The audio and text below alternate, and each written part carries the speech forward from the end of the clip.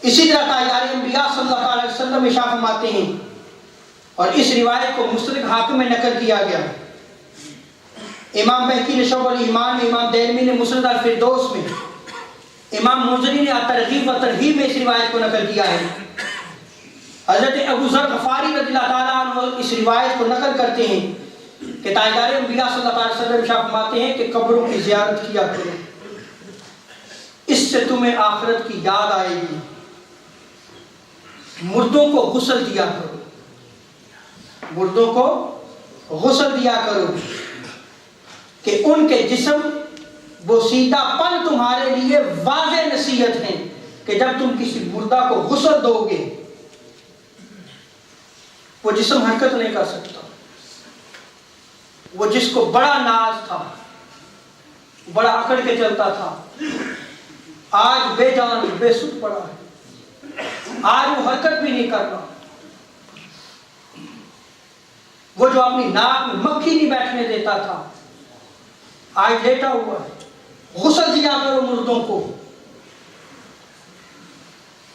کیونکہ جب آپ مردوں کو غسل دیں گے تو پھر جو ہے وہ کیا ہوگا، تمہیں قبر کی یاد آئے گی، تمہیں آخرت کی یاد آئے گی، تمہیں موت کی حقیقت سمجھ آ جائے گی، تمہیں اس دنیا کی حقیقت سمجھ آ جائے گی کہ یہ دنیا کتنی ناپائیدار ہے جس پہ ہم تکیہ کیے بیٹھے،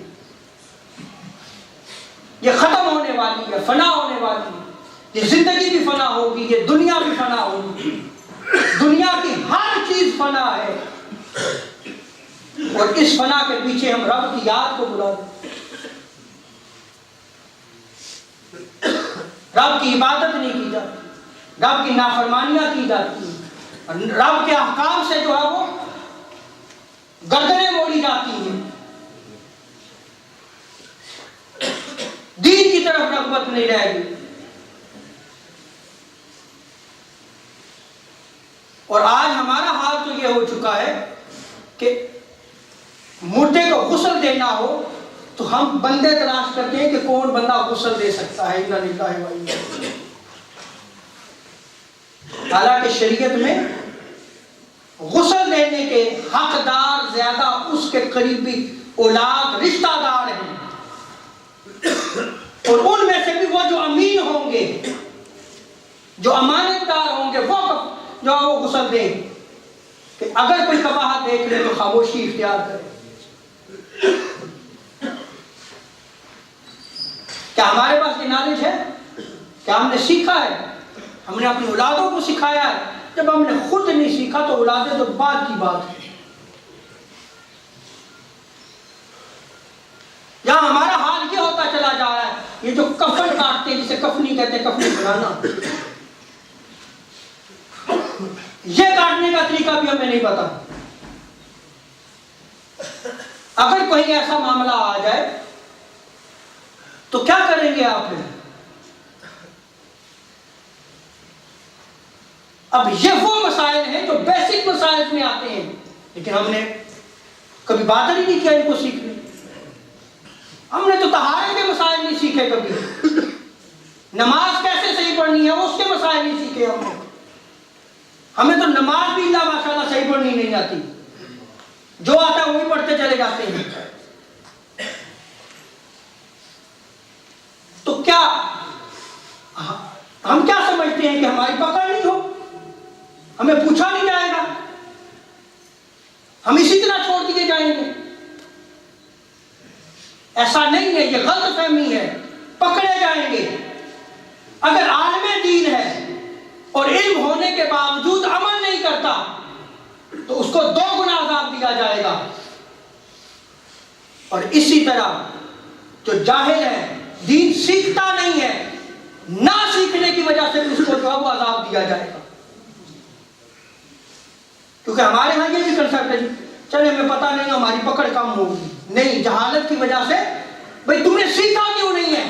سید عالم صلی اللہ علیہ وسلم نے کیا ارشاد فرمایا کہ ماں کی گود سے قبر تک علم کو حاصل کرو۔ کہاں کی حضور کی وہ تعلیم؟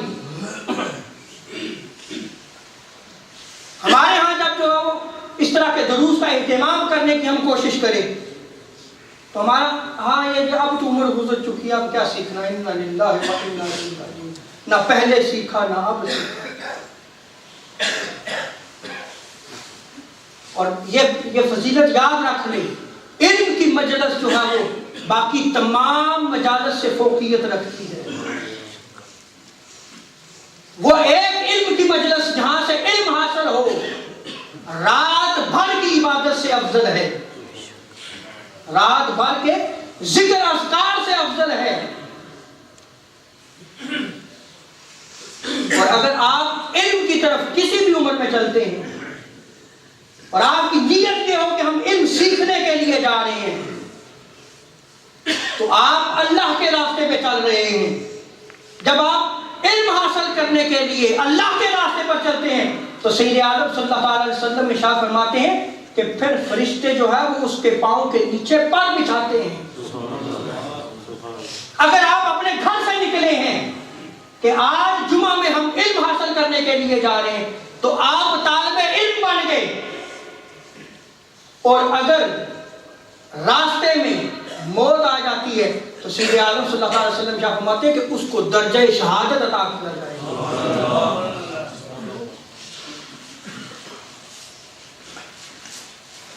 اسی طرح سید عالم صلی اللہ علیہ وسلم ارشاد فرماتے ہیں، میں اس حدیث کو مکمل کرنا چاہتا ہوں کہ تم نماز جنازہ جو ہے وہ پڑھا کرو، ہو سکتا ہے کہ وہ تمہیں غمگین کر دے۔